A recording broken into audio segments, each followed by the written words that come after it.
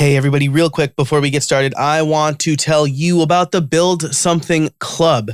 If you want ad-free extended episodes of this podcast in the form of a podcast called Build Something More, as well as access to a community, live streams, bonus episodes, and deals, check out buildsomething.club and sign up for just $5 a month. You'll get a bunch of great content and you get to support the show directly. Today on Build Something More, I talked to Kelsey about what it was like working in the stationery field. I'm a huge stationery nerd. And then we talk about what it's like being business owners and parents in the time of a pandemic. So it's a really good conversation. We went over time a little bit, but I think you'll really enjoy it. So again, that is buildsomething.club. You can sign up for $5 a month or $50 a year. And everybody who signs up gets an exclusive member chip. That's a customized poker chip to show that you are a member of the show. Head over to buildsomething.club today. Hey, everybody, and welcome to episode 220 of How I Built It, the podcast that offers actionable tech advice to small business owners. I'm trying on that new tagline. It used to be the podcast that asks how you built it. How did you build it? But we're shifting a little bit. We want actionable advice for people who are actively building things. Anyway, my name's Joe Casabona. I'm your host. Our sponsors for this week are Textexpander, Research Content Pro, and the events calendar. You'll hear about them later. But first, I want to bring on our guest for this week. Her name is Kelsey Kerslake. She is the CEO of Pine Gate Road and the Align business. And we're going to be talking about how she went from zero to hero, how she went from $200 to $16,000 in 3 months. I'm excited to tell her story. Kelsey, how are you today? I am great. Thank you so much for having me. Thanks so much for coming on the show. When I saw this topic, I thought it was great. I know that a lot of small business owners now, as we record this, we're still in a pandemic. They're trying to think of unique and creative ways to grow and pivot and how to optimize their business. I am one of those people.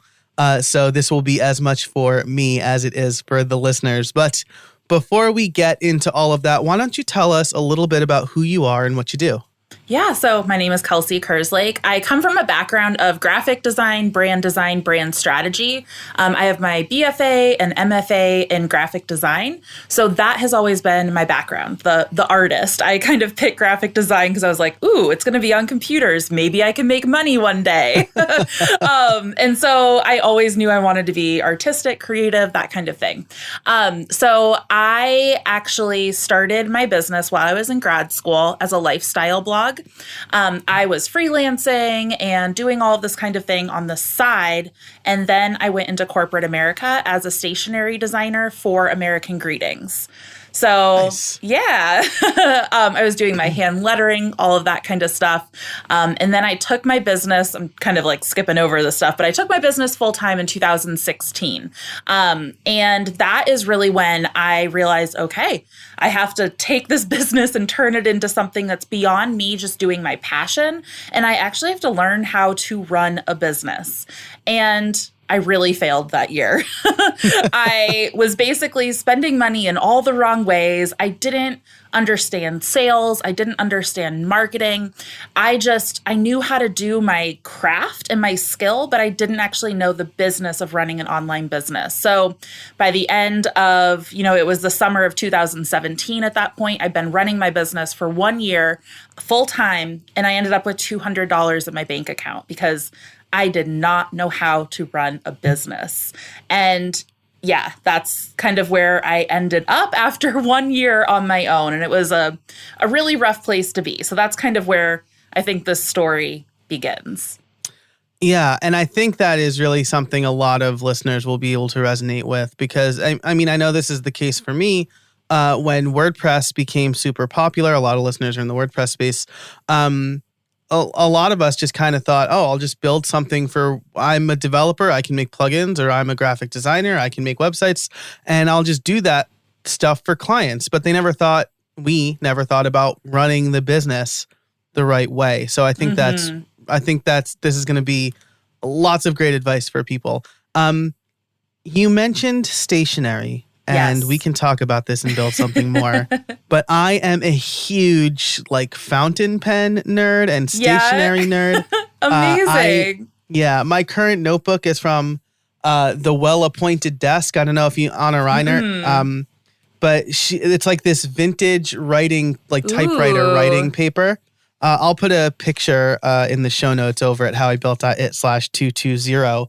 But maybe we could talk about that in Build Something More, because I am a giant stationery nerd. Yes, we can go into it. Excellent. But for now, let's pick up with your story. You, after a year in business, you had $200 to your name, or maybe to your business's name. Yeah. And how did you turn that around? Okay, so the first thing I did was I cried in the shower. I was like, I don't know how I'm going to pay my rent the next month. At that point, I was engaged to my husband, and we were living together. And he was like, Kelsey, like, you've reached the end of this experiment where you're running your own business. It's time to go find a job. And I thought my whole dream of, running my own business was coming to an end. It was like, it sounds dramatic, but that was one of the roughest parts of my life, because it was my whole dream to be able to run my own business. And I actually started applying for jobs, and I made it to some top interviews and some pretty big companies. And one in particular, I didn't make it. And that was when I'm not going to share names or anything, but like, that's where I was like, oh my gosh, I guess I have to go all in my business. So it was almost like my plan B was my actual plan A. And I'm just really thankful for God and the universe for pointing me in this direction, because even though it was a really low point, it all really worked out. And I'll kind of share what that looked like. So for that first, knowing that I had to go all in my business from that point, it was really, how do I get out of this survival mode? I think that when you just need to make the money in order to get by to the next month, you go into that hustle mode. You go into, how can I make money? What can I even do? I don't care if it's within my expertise. I just hope that I'm able to make it by to the next month, or the next week even.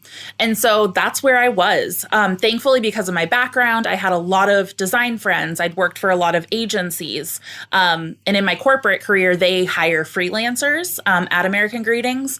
So basically, I went into this I don't know if everybody has the access to those people, but I think if we look hard enough, we can go connect with the right people to get us the opportunities that we're desiring.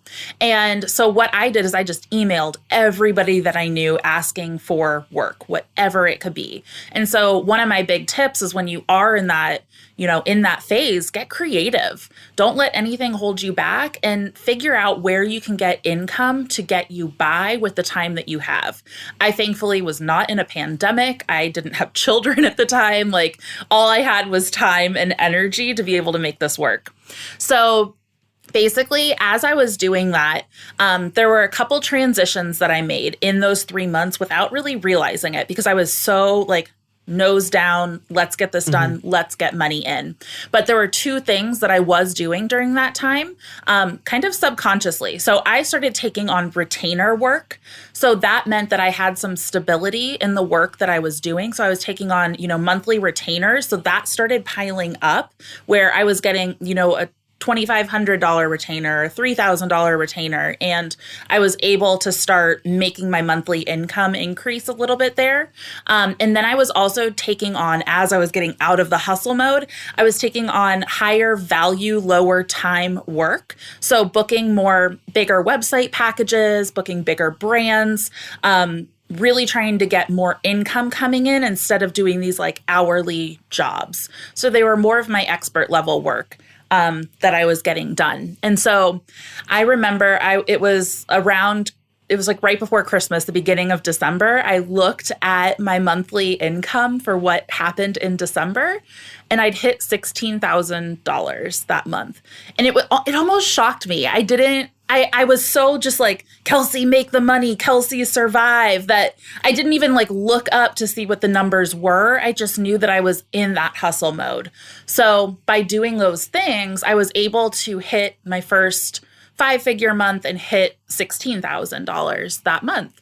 And Yeah, or you have a question? Oh yeah, that's great. If it's not going to mess you up too much, I want to point out. I want to dig in on a couple of things. Yeah. First of all, you mentioned that you emailed your whole network, Yes. your connected people asking for work. One of the best pieces of advice I got going from college, because I went to grad school to basically build my business, right? Yep. And one of the best pieces of advice that I never took, that I didn't realize until later, because youth is wasted on the young, is to get a real, heavy quotes, or a corporate job and see how professionals in your field are doing it, make those connections, and then go out on your own and use what you've learned. I'm not saying that that's great advice for everybody, but it is something that I learned was definitely good for me. I went out, I learned, because, when you're doing like high level coding stuff, there's only self-taught can only get you so far, right? And when you're working remotely at home all the time, it's different from being in an office and meeting people and making those connections. So I just wanted to point that out, because I think that's, I think some people are like, I don't need to get a real job or whatever.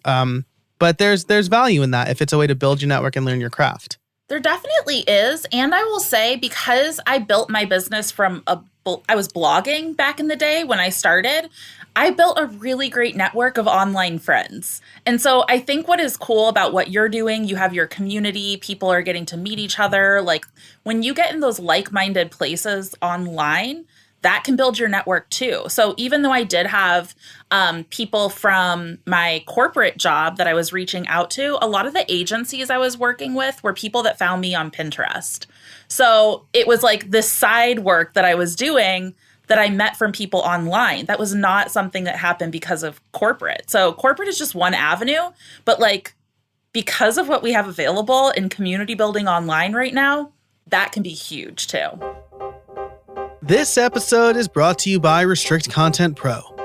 If you need a fast, easy way to set up a membership site for yourself or your clients, look no further than the Restrict Content Pro WordPress plugin. Easily create premium content for members using your favorite payment gateway, manage members, send member-only emails, and more. You can create any number of subscription packages, including free levels and free trials. But that's not all. Their extensive add-ons library allows you to do even more, like drip out content, connect with any number of CRMs and newsletter tools, including ConvertKit and MailChimp, and integrate with other WordPress plugins like bbPress. Since the Build Something Club rolled out earlier this year, you can bet it's using Restrict Content Pro, and I have used all of the things mentioned here in this ad read. I have created free levels. I've created coupons. I use ConvertKit, and I'm using it with bbPress for the forums. I'm a big fan of the team, and I know they do fantastic work. The plugin has worked extremely well for me, and I was able to get memberships up and running very quickly. Right now, they are offering a rare discount for How I Built It listeners only. 20% off your purchase when you use RCP How I Built It at checkout. That's RCP How I Built It, all one word. If you want to learn more about Restrict Content Pro and start making money with your own membership site, head on over to howibuilt.it/RCP. That's howibuilt.it/RCP. Thanks to Restrict Content Pro for supporting the show. And now let's get back to it. My story relates to about 10 years ago, right? When I took my corporate job, and communities were still a thing, right? Like I remember like Freelance Switch, but they're not as big as they are now, and they're not needed. They weren't needed as much as they are now. You also mentioned Pinterest. This is the third time this year, as we record this, that Pinterest has been mentioned on the show. I really, really need to start doing more Pinterest.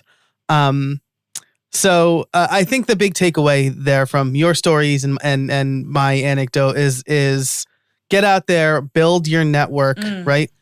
Even if you have a corporate job now, go be part of communities, build a community in your side hustle somehow, be on Facebook, be active, because that having a network and good connections will pay off.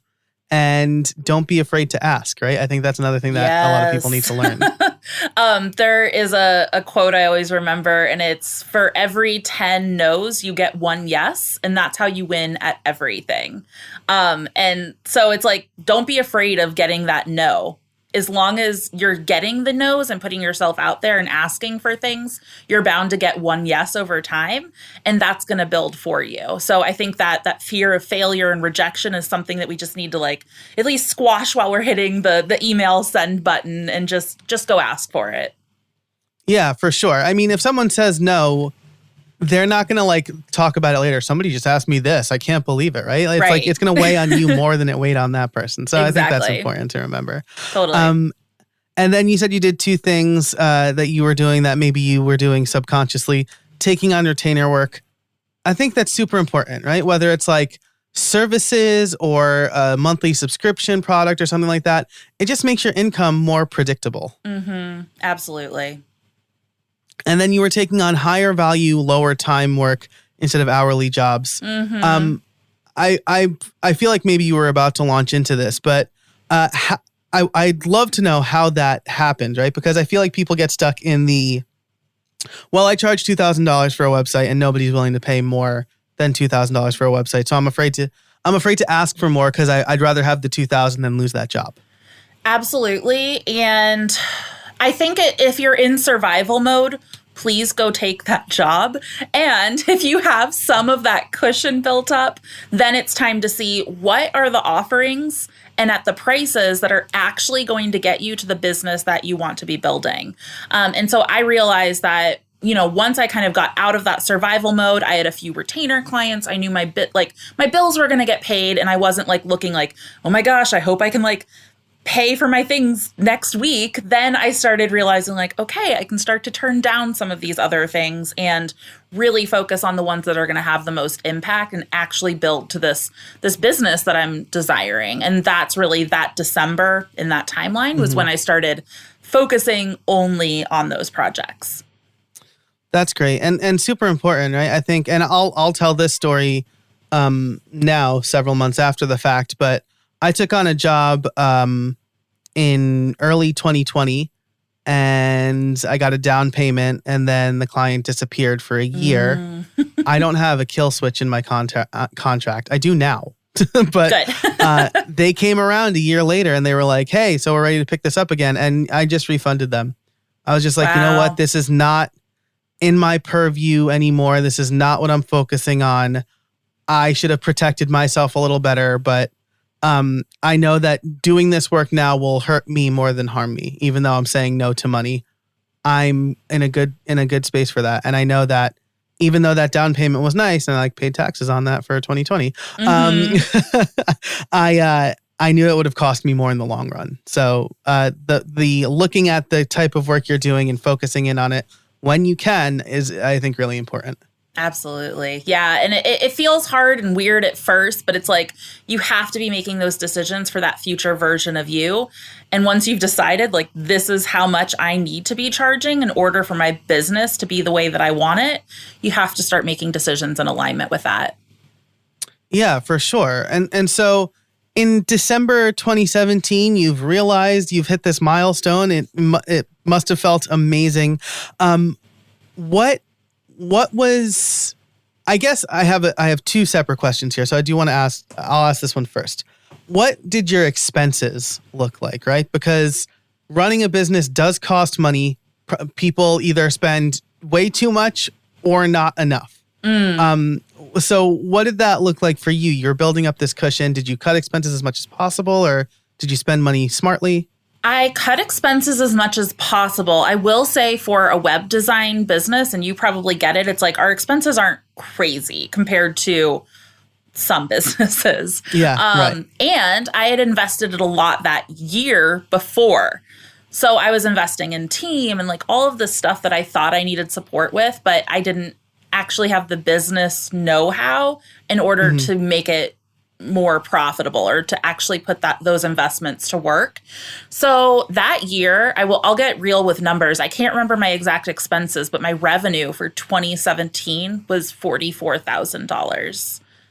Nice. So that $16,000 was like a quarter of what I'd made coming in just at the last month, Yeah. which is like, that's where, the whole rest of the year, like, what was that looking like? I don't, Right. Yeah.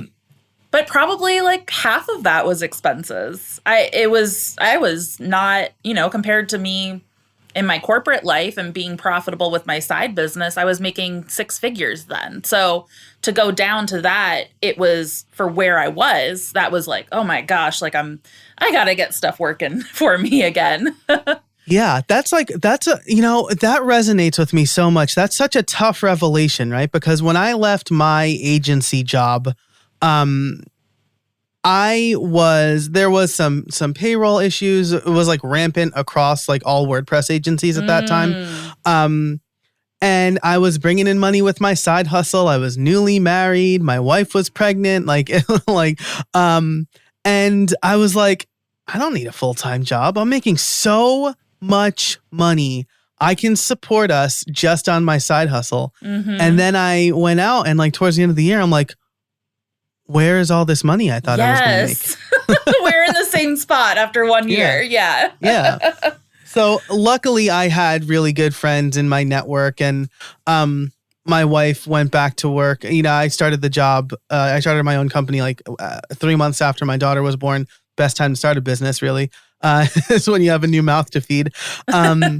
So, and I had the savings, right? In a couple of weeks, we're going to hear an episode from Travis Hornsby about the important, like the financial aspects of starting a new business. But that just resonates with me so much, because when you have the safety net of a corporate or a full-time employment job, your side hustle looks like it's so good because you don't really need to run a business that well. It's just extra money that's coming in. Yep, exactly. And so when it became this actual thing that I had to make to survive, things really changed, and I ended up where I ended up. So it was a big switch for me.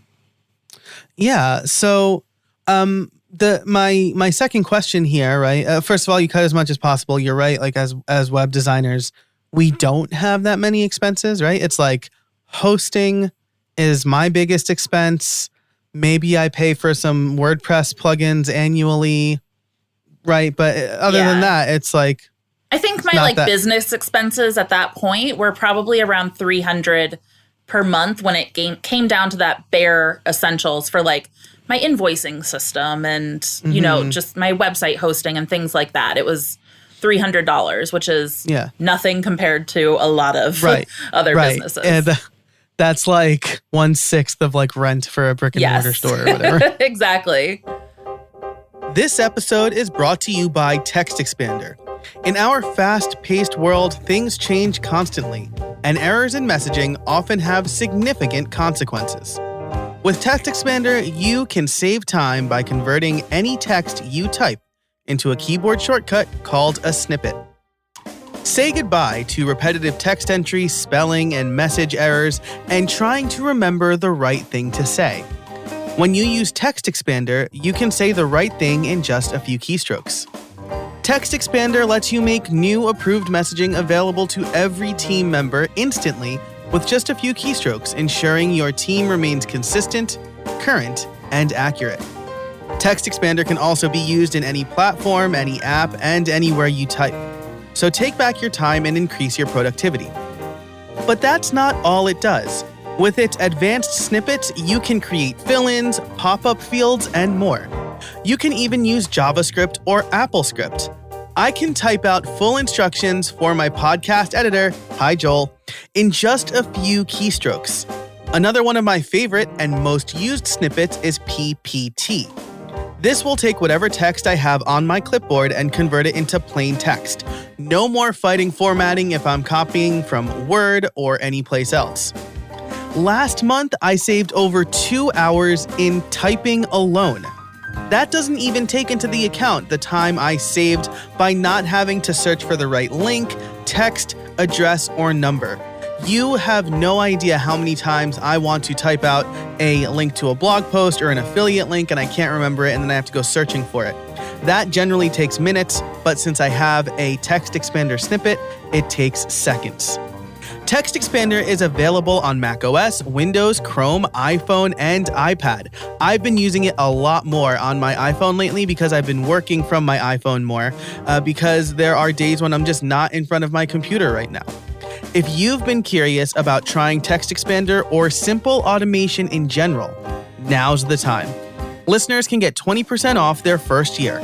Just visit textexpander.com/podcast and let them know that I sent you. Thanks so much to TextExpander for sponsoring the show, and now let's get back to it. So the second part of this is once you've made this realization and you did two of these things, what did you do to continue that trend? Did you put a system in place or some rules in place? Oh, yeah. So I actually started watching my finances all of the time. And then I really said, okay, what happened here that made this successful? And that's really when, I looked back and realized it was retainers and it was these expert level offerings. So I just went all in really in those two areas. And I also decided, and I'm big into energy and woo a little bit. So I was like, okay, what does the future vision of Pine Gate Road look like? And when I envisioned that, a year out, 3 years out, I knew that it was an agency style model, but where everybody was working virtually on their own time. But I knew that I needed to bring on team and that I wanted to be the one doing the sales and the marketing and getting the new clients, and that I'd have team doing the doing. So even though I'd made $45,000 the year before total, or 44, whatever it was, I decided, I was like, okay, I am trusting in this future version of myself and where I want to be heading. And even though it feels really, really scary right now, I'm going to invest in a team and I'm going to do this right. And right then and there, I decided to not just become Kelsey the freelancer, but become Pine Gate Road the agency.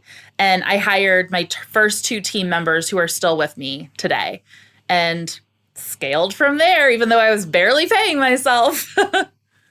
That's amazing. So are these full-time employees? Are they contractors? They're contractors. So I actually built my team to 15 contractors over the past, so that was 2017. Obviously now we're in 2021, so that's been 3 years.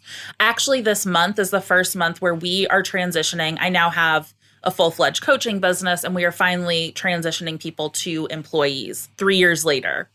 So that's something I've been really scared about as well. It's oh my gosh, it's not just me that I'm taking care of. It's these team members and their families and all of that. So I'm finally at a place where that is where we're heading. Yeah, that's amazing. I've kind of gone through a similar thing over the last year or so where I have a couple of contractors on a not really full-time basis, right? I send them work as I can, but one is a virtual assistant who I feel like I need to, regularly send her work so she doesn't leave me. Yes.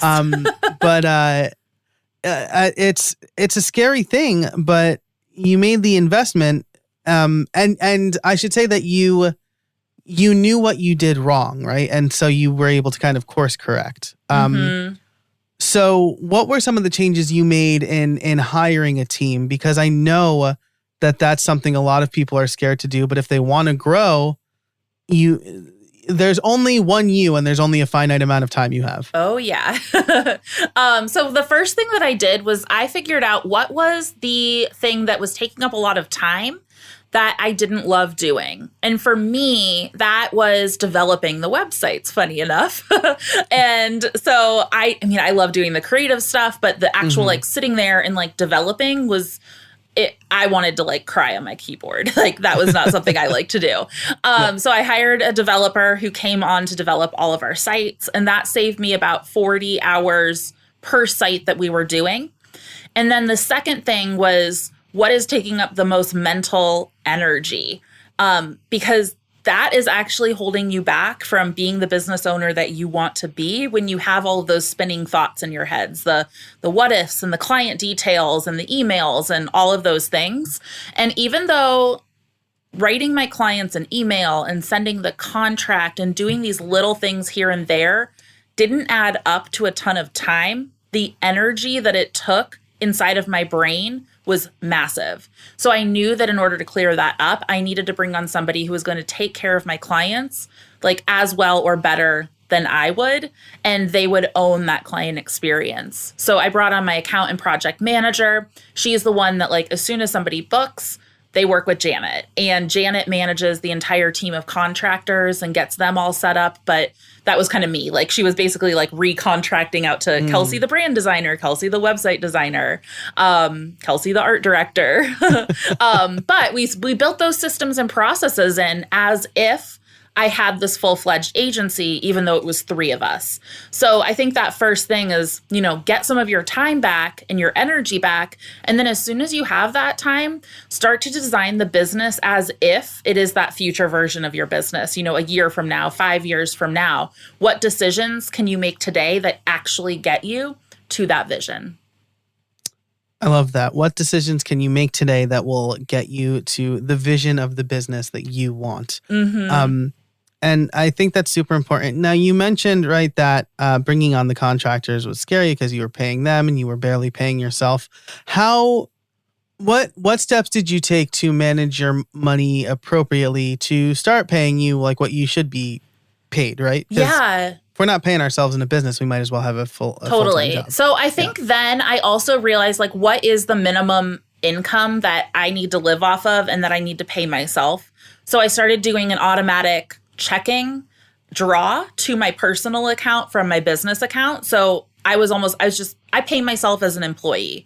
I actually am the employee of my business. So it's just making sure that I have that covered at first. And then I also went through our offerings and again, visioning out what that quote unquote agency looks like. If Kelsey were gone, if I were gone, like who would need to do each step of the process and how much would that cost? And so mapping out how much our offerings actually cost the business and then pricing them to be profitable so I'm making money on top of that was a game changer. And I did that as soon as I brought on team. I made sure that what we were selling our projects at were actually profitable for the business so that even if I had to hand off everything and I'm out of the business, which is where I'm at now, I don't really do anything in the business and it runs. I do some creative direction, but everything else is handed off to team and we're still able to be profitable. So that just doing that and selling at those rates over and over again, it just eventually makes sure that you're covering you as the CEO and then the entire team as the pieces and parts of the agency. Yeah, what an incredible piece of advice or an incredible story that you mentioned here. You went through your offerings, took yourself out of it, and then figured out how much am I paying somebody to do this? Now let's make this profitable. Yep. I'm sure that somebody said it something like that to me at some point, but not quite in the way that you said it, and it really sticks. I love it. Awesome. So now I'm going to get to play that game later with some videos that I make and things like that. Yes. Because I mean, just to belabor the point a little bit, at least for me, the contractors are replacing things that I don't want to do or that I don't do as well, right? So like my podcast editor, Joel, thank you. You are invaluable to me. My video editor, Fred, does a great job and I can edit videos just fine, but Fred does them great and it's worth it. So, as I start to productize more of my services, that's something to think about. I do want to ask you one thing that I noticed you do. You keep saying team, not the team or my team. Is there a reason? Is there a reason for that, or am I just pointing something out to you right now that you never noticed you did? I never noticed it. What? That's so most people I talk to usually say like, so my team does that, right? Or the team does that. But it sounds like team is a proper noun for you. Ooh, you're getting grammatical here. I don't know. I guess the thing is now I'm a mentor to so many like designers and coaches and people that I use team in a way. I'm not ever talking just about my team. I'm usually giving advice and we're talking about their teams, this team, that team. And so I think that's probably why I just say team, because I'm not always mentioning like my team and I could be talking about your team. Yeah, true. Yeah. I like it. I like it a lot. It just struck me as interesting. This episode is brought to you by the Events Calendar, the original calendar for WordPress. This free plugin helps you with calendaring, ticketing, and more powerful tools to help you manage your events from start to finish.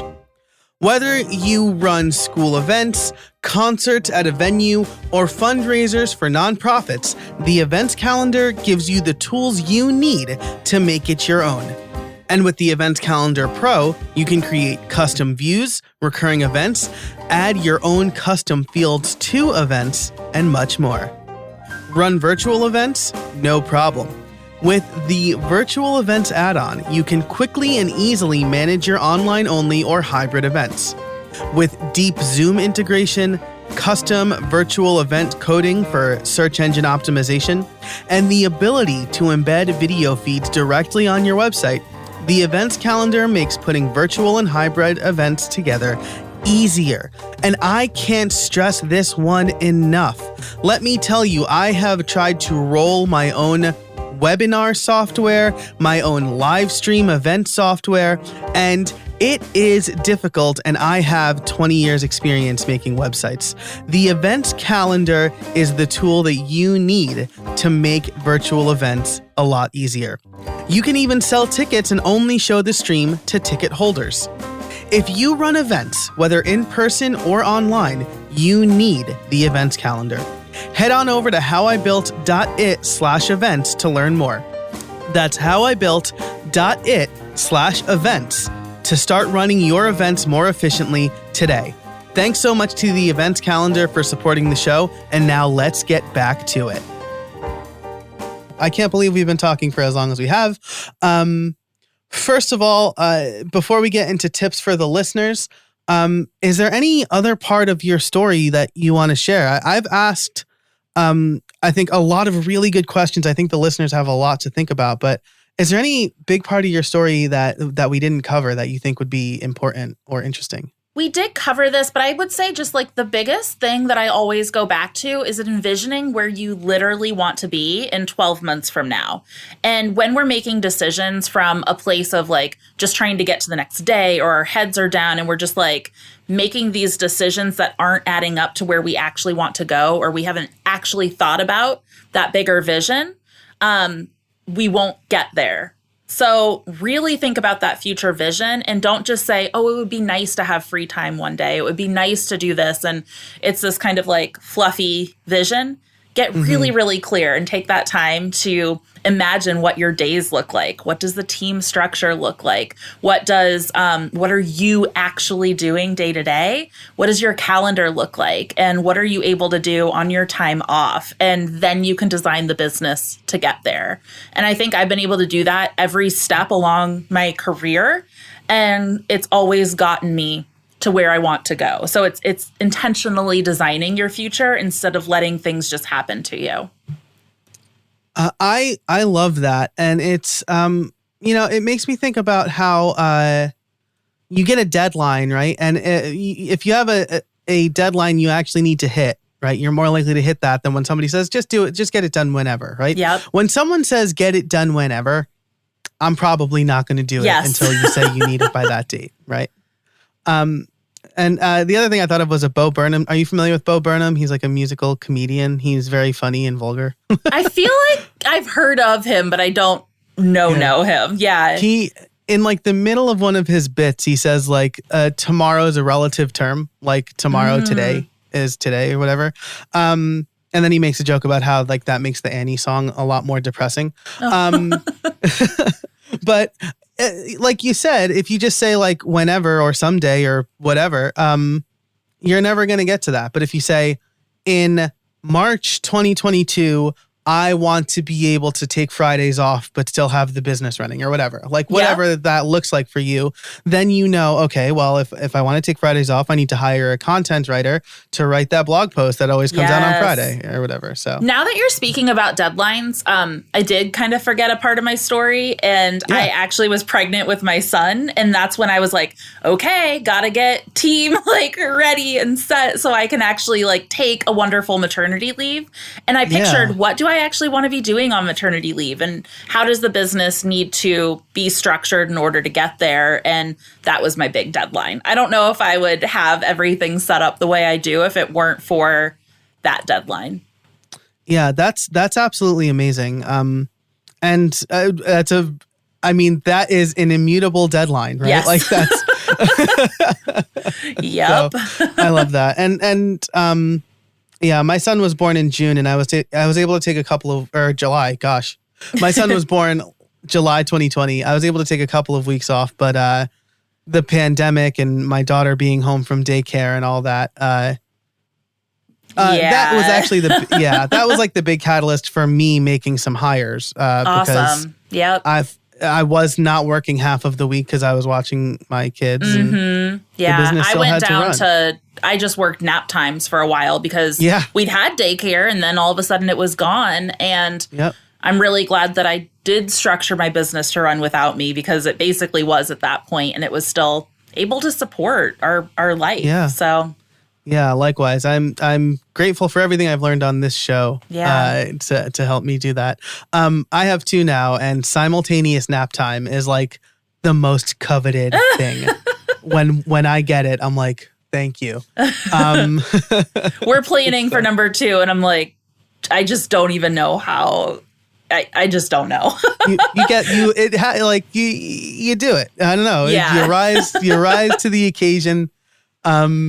It was, 2 is very different than 1 for me. Maybe we could talk about parenting too and build something more. Speaking of, if you are not a Build Something Club member, then you're going to miss out on this great nerdy stationery conversation that Kelsey and I are going to have, as well as all of this other great content.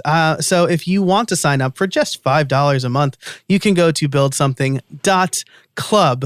But right now, Kelsey, do you have any I say tips for the listeners. You've given us so many, so I'll just cut right to my favorite question. Do you have any trade secrets for us? So I actually wrote this down before, and my biggest trade secret is hire now for where you want to be in 6 months. Awesome. Hire now for where you want to be in 6 months. I love that. Can you, you've given us like a wealth of examples, but I guess the example I gave earlier, right? If I want Fridays off and I know that something needs to be published on Fridays, I should hire somebody to publish on Fridays for me or whatever. Mm-hmm. Yeah. The transition I'm going through currently is that in 6 months from now, I want employees who are working 40 hours per week in my business doing a lot of the doing that I feel like is on my heart right now. And so I knew that in order to get there for my coaching business, I wasn't going to be able to pour into contractors with my training and my guidance the same way that I can pour into employees who are in it with me. Yeah. So I just went through a big reorg and transition from moving from contractors to employees. And that was because I had to hire now for where I envisioned my business in 6 months. And that scared me. Things have been running really well. And I had wonderful contractors that have been with me for a long time. And I took my own advice and we're transitioning. And I think for the long term, it'll be a lot better, even though it's hard right now. Yeah. It's not hard. It's just, it's a big change. So there's feelings that come up with all of that. Yeah, absolutely. And you've mentioned this multiple times throughout the show. These things scare you, but you do them anyway, and they generally pay off, right? You're not, because you're not just like gambling. You're taking calculated risks based on, your gut feeling, but data and things like that as well. But you're also taking a risk on yourself. Yeah. And what better risk can you take? Can you trust anybody else as much as you can trust yourself when you almost back yourself up against the wall to have to do the things? I think this is a weird reason why coaching works so well, and especially high-end coaching, because when you invest in some of those things, it's like, oh crap, I gotta go do the thing now. Like I have no other choice. And when you can put yourself in those situations, as scary as it is, you literally energetically become that future version of you when you make those choices. So I've done it time and time again, enough to know like, oh crap, here's this weird, scary feeling. Gonna jump in with both feet because I know it's where I want to go, even though I'm probably gonna cry about it now, but I'll be really thankful in the future. Yep. Amazing. Amazing. Take a risk on yourself. Friends, that's not the last time you'll hear this in upcoming episodes. So, little peek into the future. You're going to hear that again. So remember it. Kelsey, this has been absolutely amazing. Your story, your story just resonates with me so much. So I know that your story resonates with the listeners too, because we've all been there. Running a business is hard. And, but if you have the gumption and the wherewithal to see your vision through, then it's going to pay off for you. If people want to learn more about you, where can they go? They can go to pinegateroad.com, and I actually have some little freebies that you can grab to help you on your journey. Our most popular one is about 25 profitable offerings. So if you're kind of stuck in that, like, how do I raise my rates? And are people actually going to pay for XYZ service? This gives you 25 services that are tried and true that I've done, that I know people purchase, that will get you to 10K months by implementing these into your business. Love it. I will link to that and everything we talked about in the show notes over at howibuilt.it/220. If you are a Build Something Club member, a builder, if you will, you'll get to hear the second part of this conversation and Build Something More. If you are listening on the regular feed, thanks so much for joining us. And Kelsey, thanks so much for spending time with us today. Thank you so much. This was awesome to get to know you and chat with your listeners. Likewise. And thanks to our sponsors, Textexpander, Restrict Content Pro, and the events calendar. Until next time, get out there and build something.